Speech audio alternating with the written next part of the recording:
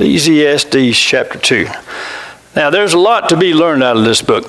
The writer of this book is believed was Solomon, the wisest man that's ever lived. He wrote the book of Proverbs, and it's believed that he wrote this book right here. Interested in verse 1, if you'll look at chapter 1, verse 1, it says, "The words of the preacher," calls himself the preacher, "the son of David, king in Jerusalem." So that kind of points to Solomon. Now let's go ahead and look at that first verse, because this is his theme throughout pretty much. Verse 2, "Vanity of vanities," says the preacher. "Vanity of vanities, all is vanity." It's like he's reached a level of frustration. And now what's the use of this? What's the use of that? But in the midst of it, there's a lot of truth that's recorded and written and recorded. So I want us to look at just work in general, your job. You know, the job. We all have jobs to do, okay? Some may be just being a homemaker, but there's jobs to do. And let's look at chapter 2, and I would just want us to look at some things that might help somebody here dealing with a job or the job you're in now or looking for a job. Look at verse number 22, Ecclesiastes chapter number 2. "For what does a man get in all his labor, and in his striving with which he labors under the sun? Because all his days his task is painful and grievous. Even at night his mind does not rest." This too is vanity. Now, this is just one worker, one situation he's describing. He asks a question again. What does a man get for all of his labor? All the striving, all the work, and, you know, it'd be nice if we didn't have to work, right? If you just woke up kind of in a retired mode, you know, you're born in a retired mode. Just enjoy life. Everything is free. You just go get, you just gather. It's always there. No work to do, but that's not the way it ended up. After Adam and Eve sinned in the garden, then man had to work. All right, Adam had to start to work. He had to start tilling the soil. There was briars and thorns and weeds. I don't think that was the way God had intended it to begin with. But now man is supposed to work. We're supposed to work. And some jobs people have that, boy, it's just a struggle. And that's what he's saying here in verse 22. They're striving. They're striving under the sun, out in the heat. And he says in verse 23, all his days, with a man that's got a job like this, his task is painful and grievous. You ever had a job where, man, if I could just find me something else to do, I'd get out of here tomorrow? Have you been that way? I've been that way. I've been that way. And you pray God open a door, but you're still right there. And then the task is so heavy you can't even sleep at night because of the job.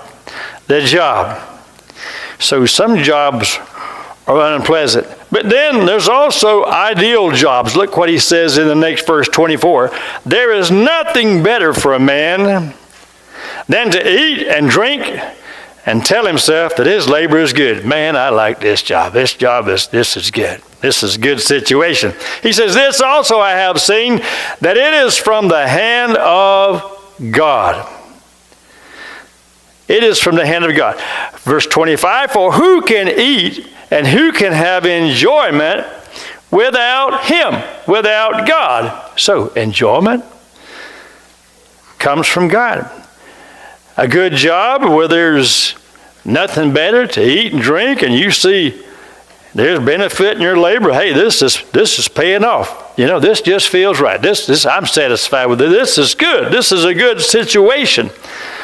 God supplies that. That's a gift from God. In verse 26, for to a person who is good in God's sight, God has given wisdom and knowledge and joy. I take that to be connected with the job. Some people I've seen, especially in government positions, it's like it's politics. Somebody gets in a supervisory capacity, they just don't know, they don't have a clue, they don't have the ability, they don't have the organizational skills, they don't have the wherewithal, but they're in that position and they frustrate everybody that works under them because of disorganization, lack of knowledge. It's just tough. when somebody gets put in a job and they don't have the skills.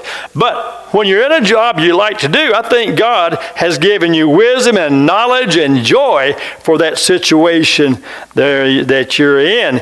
If you're a person that's good in His sight, if you got it all together spiritually.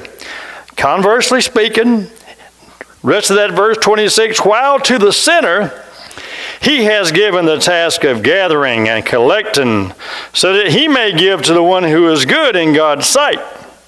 This too is vanity and striving after the wind. But for the one that's with God, it's my belief that God wants us to be happy, in all that we involve ourselves in. And I think there are lots of jobs that maybe some of us could do. But, it's like if I go to a buffet, I want to be able to pick and choose, But I have to be careful. Some of those foods might be good for me. Some of them might be good to me, but not good for me, right? So you have to use a little wisdom. And it's the same with marriage, I feel like that I could have married, whoever. God gave me freedom to marry. And I said, Lord, I want you to help me make that choice. And so He brought along this lady from Panama City to college, and I met her. She was an Everett girl speaking right back there. And anyway, before we got married, I had to take time to pray. I had to say, Lord, is this the right one? I don't trust me. This is a lifetime thing.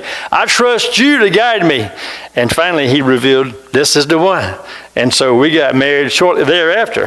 But jobs are the same way, I feel like. You can choose a job, but if you're not careful, you'll find yourself in a job where, man, this is striving under the sun. This is a task. This is a job. This is painful. This is grievous. I can't sleep at night. Well, what do you do? Well, you need to ask yourself, is God trying to show me something? Is God trying to put me somewhere else?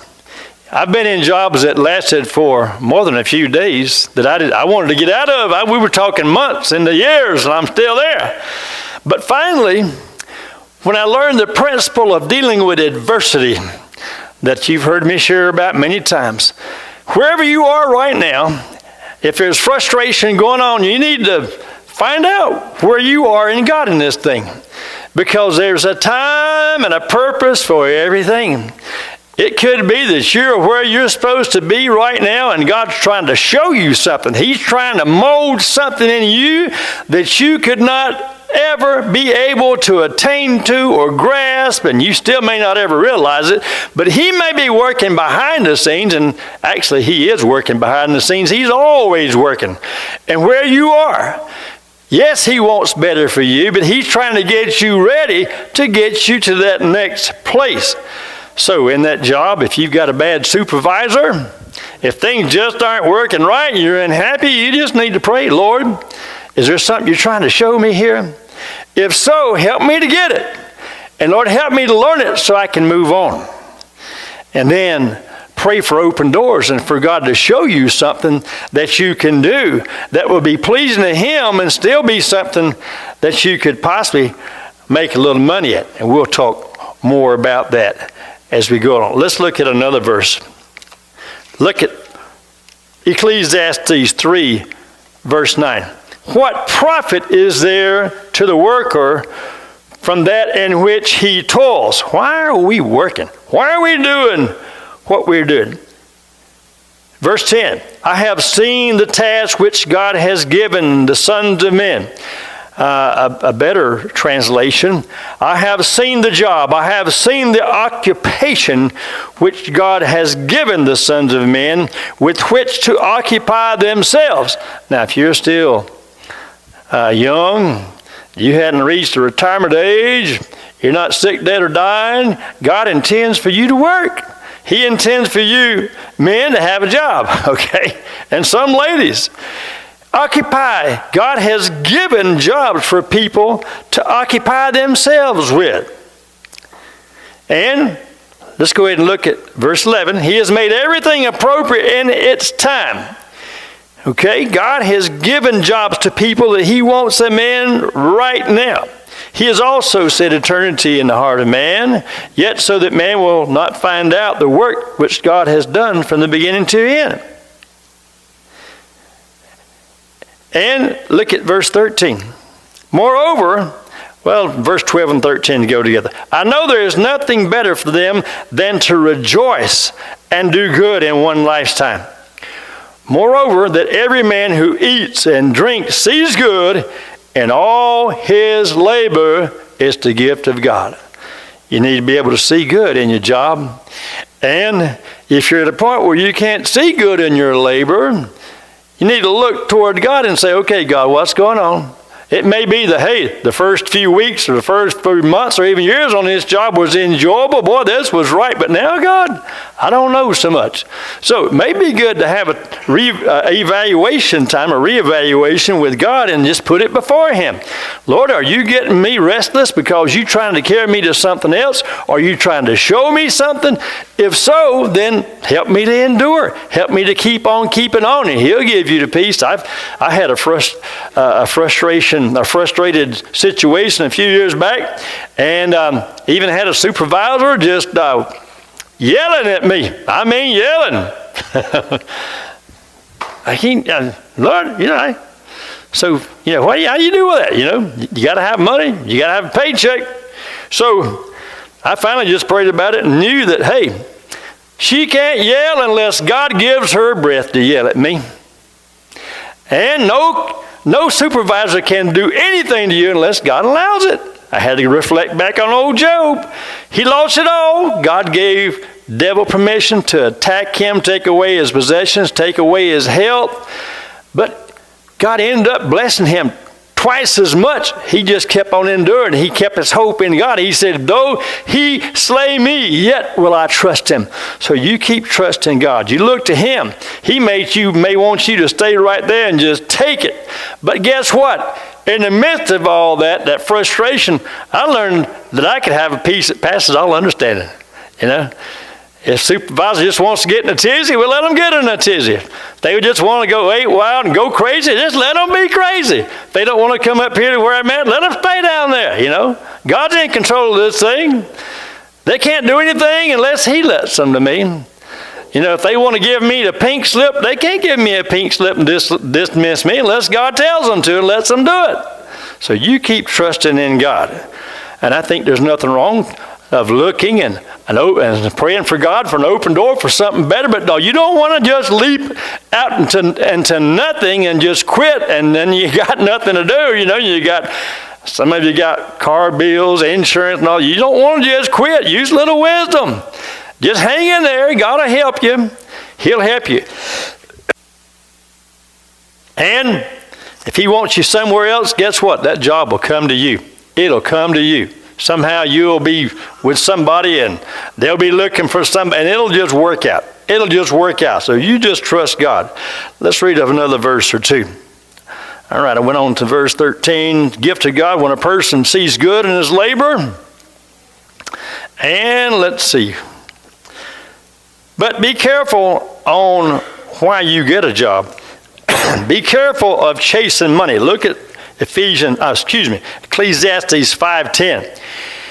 He who loves money will not be satisfied with money, nor he who loves abundance with its income.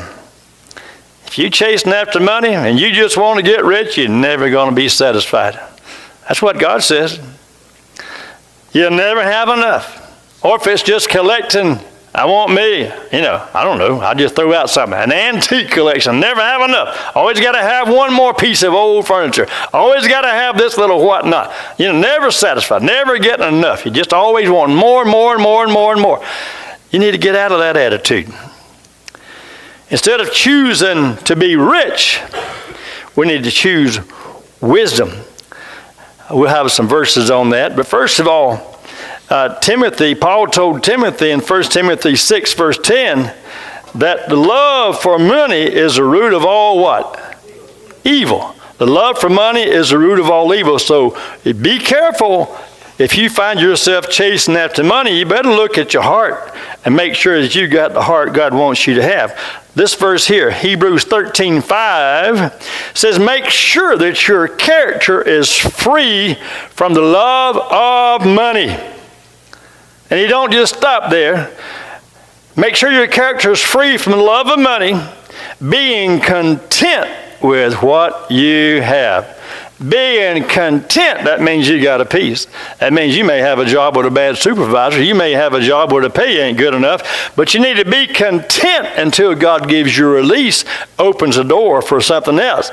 Being content, that means I'm giving it all to Him. It's His problem now, not mine. Okay, God, you said you'd take care of me. Lord, I know I need to be content. I can't be worried about how this is going to work out, or why this person is this way or that person is that way, or even though I think I should have deserved more than this, or I deserve a better job, better position. Lord, I'm where I am.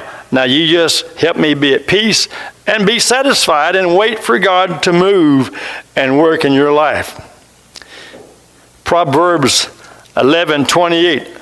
Let me read some Proverbs to you. 11:28 says, he who trusts in riches will fall, but the righteous will flourish like the green leaf.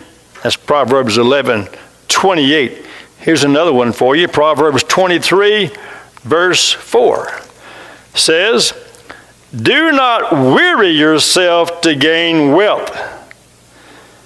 Cease from your consideration of it. I know folks right now working 2 full-time jobs. I'm not talking about 40 hours a week. I'm talking 2 40-hour-a-week jobs. I know 2 grown people right now. They work 2 full-time jobs. Never time for anything. Always worn out. Always just tired. And why? Wearying themselves to gain wealth. God don't intend for you to have to work 3 or 4 or 5 jobs for you to make ends meet. Okay? Now, that's not to say you don't have to have a side job, a full-time job and a side job once in a while, but 2 full-time jobs, I think that's stretching a little bit. That may be that person right here. Do not weary yourself to gain wealth. I'll leave that one. Let's move on to another one. Well, let's finish that up. He says about wealth, when you set your eyes on it, this is Proverbs 23, verse 5. When you set your eyes on your wealth, once you've collected it, it's gone. For wealth certainly makes itself wings, like an eagle that flies toward the heavens. In other words, you can spend years gathering up money and making yourself rich, and it can disappear just like that. It can be all gone so quickly. So don't set your eyes on wealth. It is quickly gone. All right? Here's another one.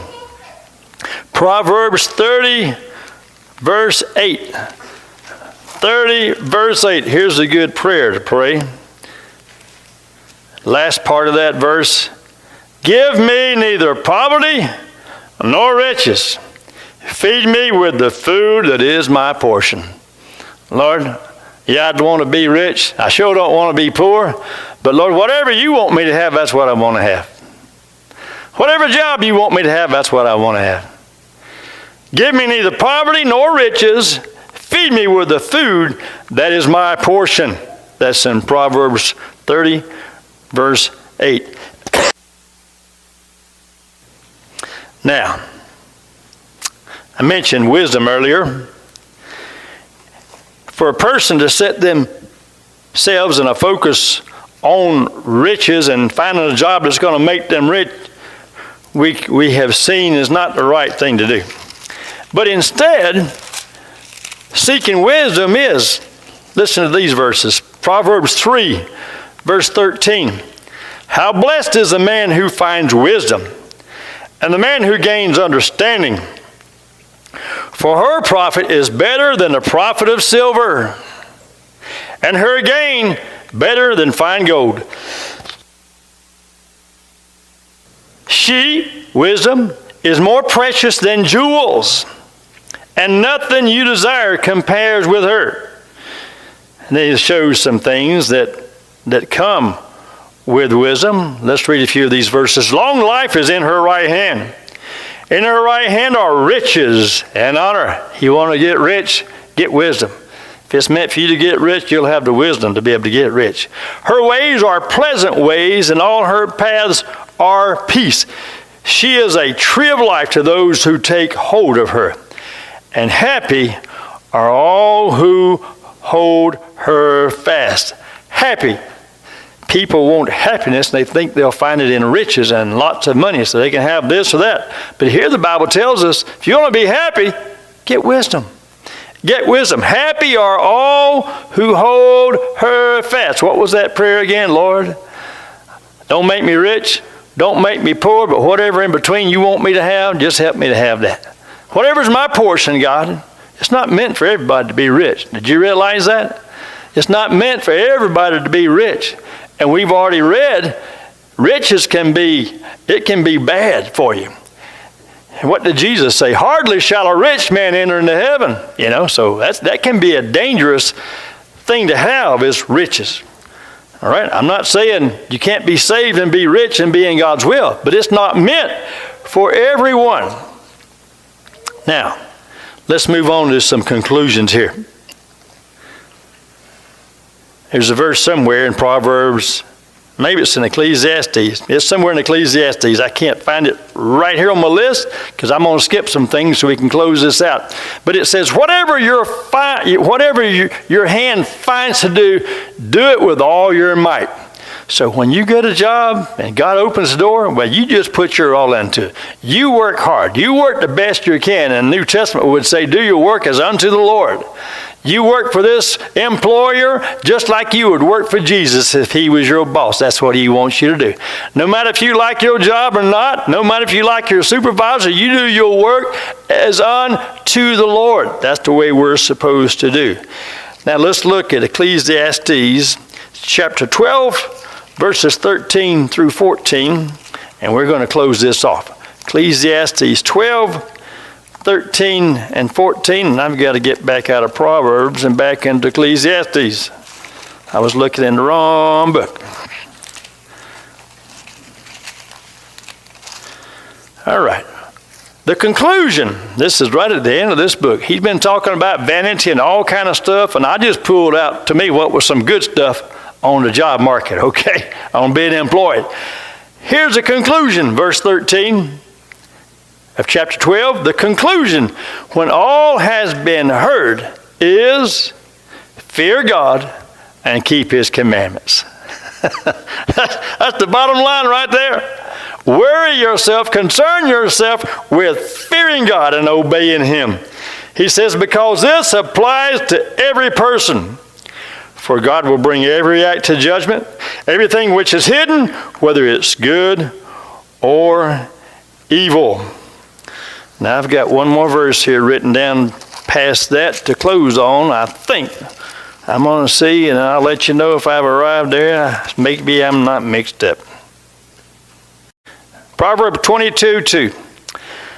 The rich and poor have a common bond. Here it is. The Lord is the maker of them all. If you get rich, God made you that way. If you're poor, God made you that way. If you're in between, God made you that way.